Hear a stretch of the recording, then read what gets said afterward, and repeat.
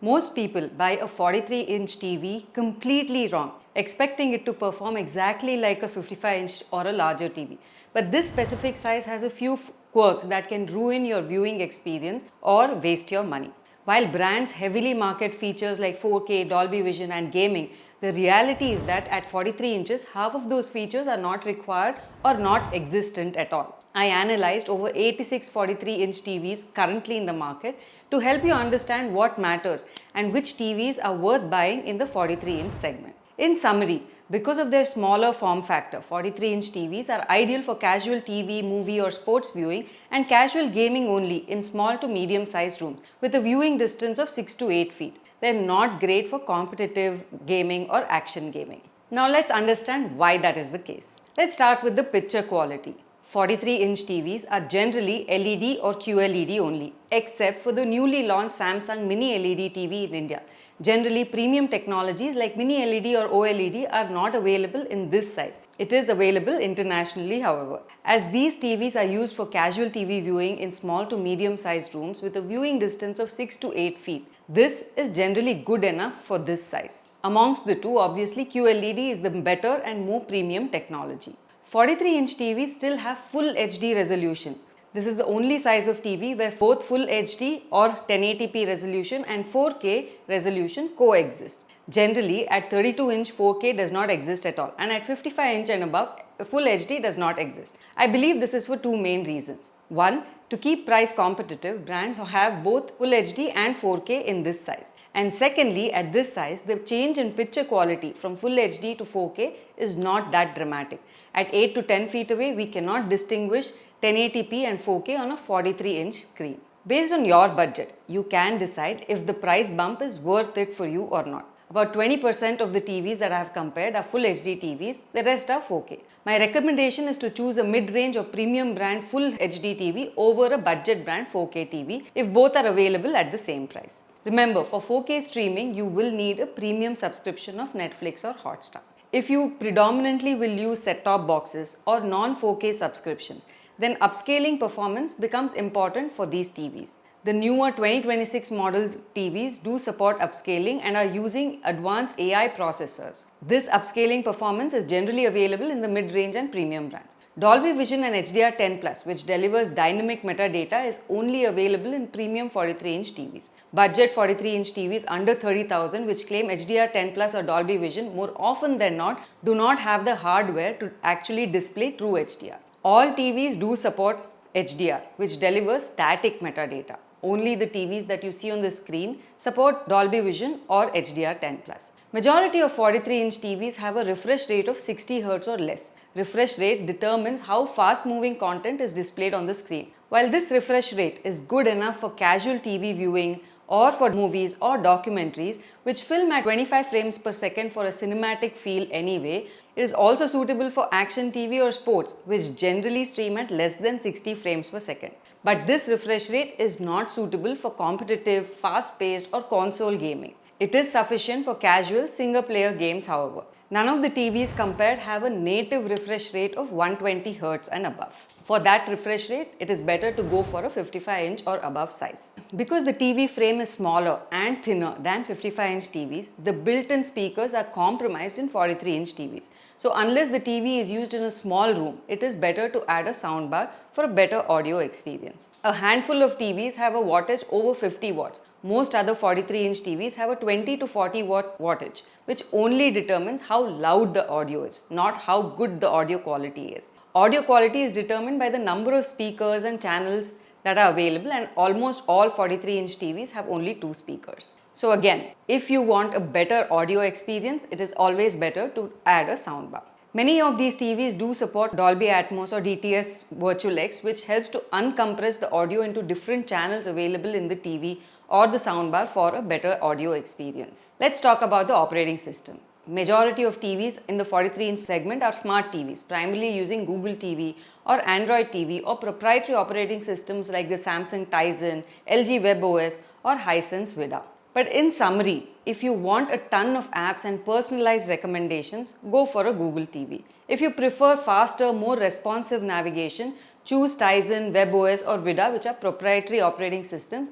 and are optimized for responsiveness. I have received a few comments in the past about non-smart TV options. In India today, in the 43-inch segment particularly, there are practically no options for non-smart TVs. In fact, even if there are, I would not recommend to go for them as the panel quality will be inferior. If you don't want to connect it to the network, you can skip connecting to Wi-Fi, and if the TV runs Google TV, you will be given a choice whether to set it up as a Google TV experience or a basic TV.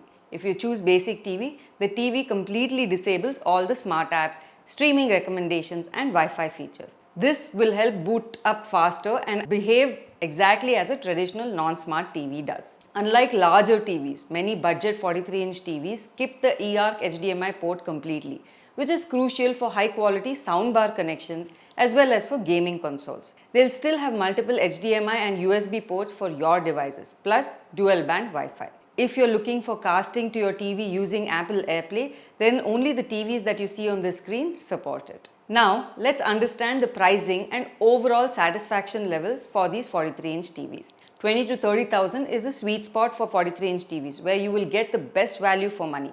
Warranty in general is 1 year for 43-inch TVs with the exception of Lumio, Samsung, Acer, TCL, which sometimes give a 2-year warranty on some of their TVs. After doing a sentiment analysis of thousands of reviews across TV brands, analyzing the consumer sentiment, product durability and after-sales service, as expected, LG, Samsung, Sony and Panasonic have the best product and service satisfaction. The brands in the decent segment have good product satisfaction and decent or average service satisfaction, while the brands in the can be improved segment are either new or have average satisfaction levels. Note that some brands like Lumio, VW, New are relatively new in the market, so the number of data points to analyze the feedback is still very limited.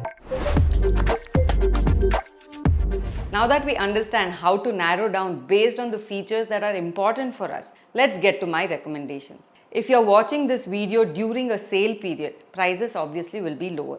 The prices mentioned here are during regular non-sale period. You can check for the latest price from the links that I've shared in the description or right here. At the price of around 20 to 30,000, you get the best value in 43-inch TVs. Most of my recommendations are in this segment. I will be sharing them in increasing order of price. My first recommendation is the Motorola Envision X 43-inch QLED TV. Motorola has a 48-watt audio output with Dolby Atmos support, so you get loud audio from 2 speakers, suitable for mid-sized rooms.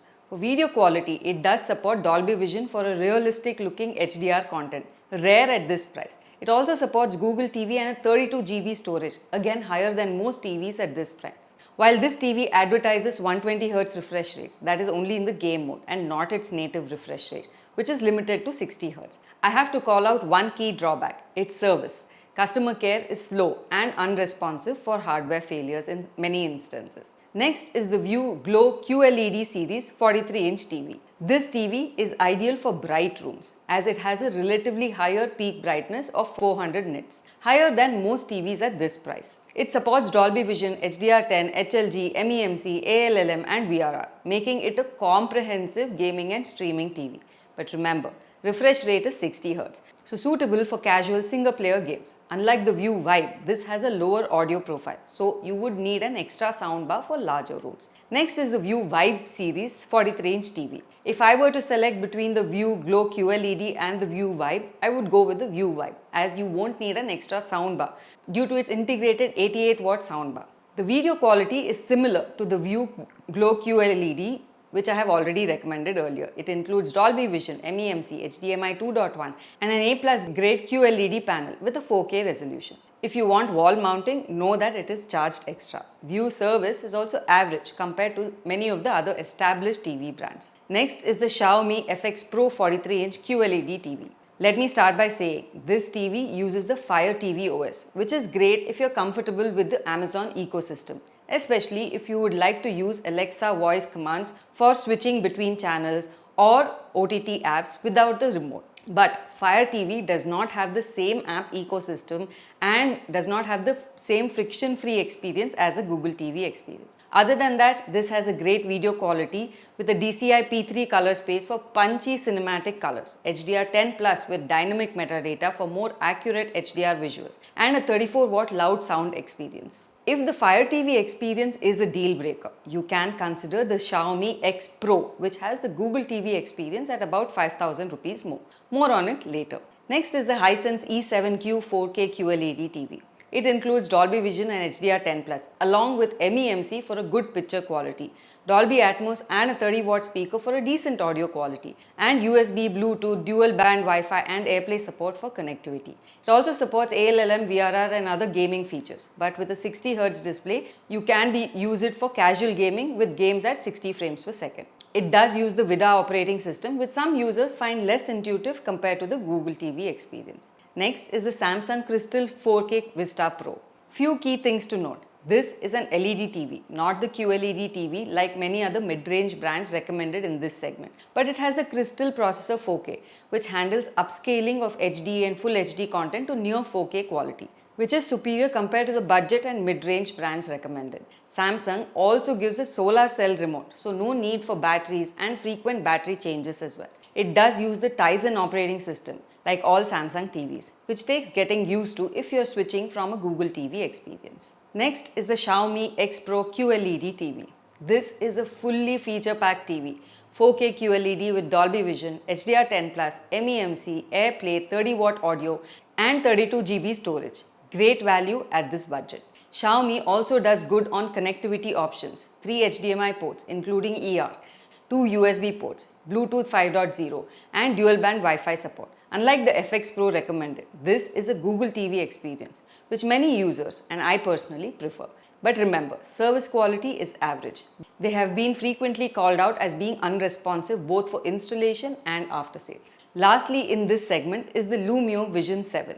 Lumio is a new brand priced at mid-range to premium pricing. If you are performance conscious, then this TV is right for you. It has a fast booting Google TV interface, 3GB RAM, Dolby Vision, 3 HDMI 2.1 ports and a 2-year warranty. The QLED panel is 93% DCI P3, which means high performance for HDR content and gaming. The IPS level panel delivers wide viewing angles. It does not support Apple AirPlay, drawback for homes that are strong on the Apple ecosystem. Lumio is a relatively new brand with unproven long-term track record. Initial reviews are largely positive, so it features in my top recommendations. Now in the budget segment under 20,000, be aware that you will be compromising on either the brand, which means the product or service quality will be lower, or you'll compromise on the configuration if the brand is good. My first recommendation here is the VW Pro series. Compared to the less expensive Optima X series from VW, this is a 4K QLED TV, which means 4 times the number of pixels along with quantum dot color.